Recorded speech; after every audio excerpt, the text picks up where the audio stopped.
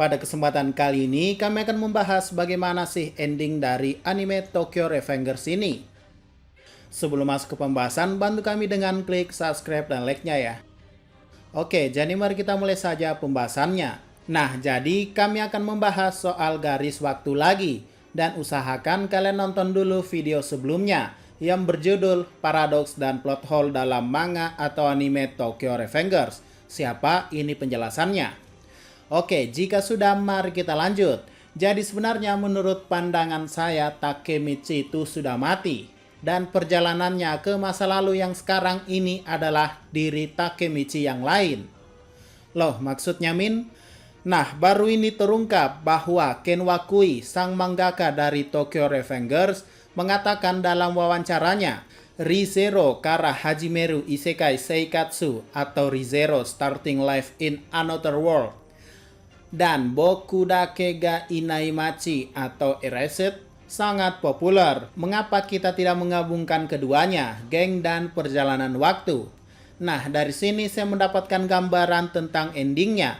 Dan untungnya saya sudah nonton kedua anime tersebut.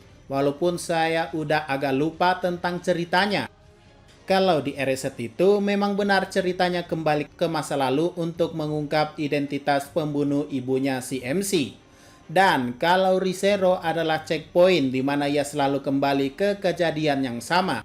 Ya sayangnya saya cuma nonton season 1-nya. Untuk season 2-nya belum ya. Jadi jawaban dari endingnya sebenarnya bisa ada pada kedua anime ini. Dan itu mungkin adalah Re:Zero. Menurut kabar yang saya dengar dari cerita novelnya, entah ini benar atau tidak, Subaru sang MC ketika ia memutar waktu atau kembali ke masa lalu, sebenarnya Subaru itu sudah mati. Loh, maksud? Nah, jadi ketika Subaru mati, ia bereinkarnasi lagi sebelum kejadian ia mati. Tapi di dunia yang berbeda alias dunia paralel gitulah. Dan tempat di mana Subaru mati, ya dunianya tetap berjalan. Jadi intinya ada puluhan atau bahkan ratusan Subaru yang sama dan telah mati berkali-kali.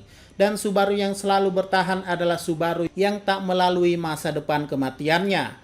Ya begitulah kura-kura, entah ini informasinya benar atau tidak. Bagi yang baca novelnya tolong beritahu ya. Nah, jadi dari sini saya kepikiran, jangan-jangan nasib Takemichi ini sama dengan Subaru. Ya, Takemichi sebenarnya sudah mati saat ia jatuh ke rel kereta dan Takemichi yang kita lihat sampai hari ini adalah Takemichi yang lain. Nah, maksudnya bagaimana?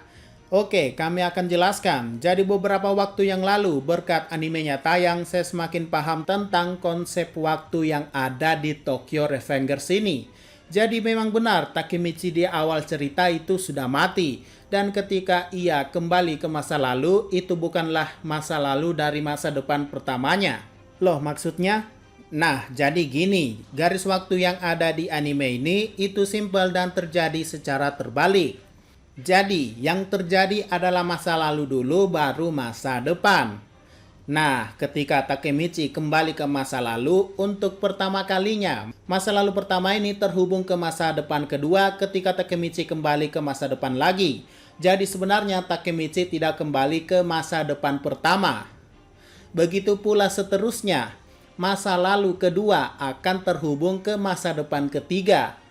Masa lalu ketiga akan terhubung ke masa depan keempat.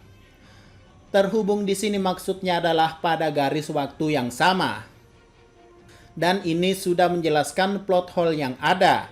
Jadi, Naoto memang benar sudah mati di masa depan pertama. Dan kalian pasti heran, kok Naoto tiba-tiba bisa hidup Min? Kan udah mati. Nah, itu dia. Naoto yang ditemui Takemichi adalah Naoto yang berasal dari masa lalu. Tepatnya Naoto yang berasal dari masa lalu pertama, di mana Takemichi memperingatinya akan kematiannya dan juga kakaknya. Jadi sekali lagi ini terjadi dari urutan masa lalu baru masa depan. Walaupun di awal masa depanlah yang diperlihatkan terlebih dahulu. Sebagai contoh lagi, di episode 12, kalian tahu tidak kenapa Takemichi sama sekali tidak ingat pernah mencampakkan Hinata, alias pernah memutuskannya saat di taman dulu. Ya, jawabannya bukan karena Takemichi lupa, tapi karena memang Takemichi tidak pernah melakukannya alias belum melakukannya. Karena Takemichi di episode 12 belum kembali ke masa lalu dan menghubungkan garis waktunya.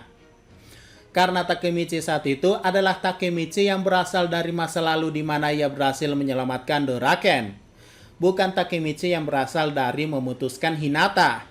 Makanya saat itu Takemichi bingung. Lah, kok gue memutuskan Hina? Sejak kapan ya?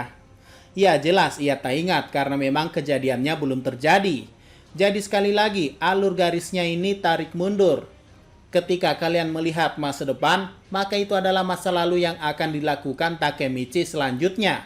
Sedangkan ketika kalian melihat masa lalu, maka ketika Takemichi kembali ke masa depan, maka itulah garis waktunya.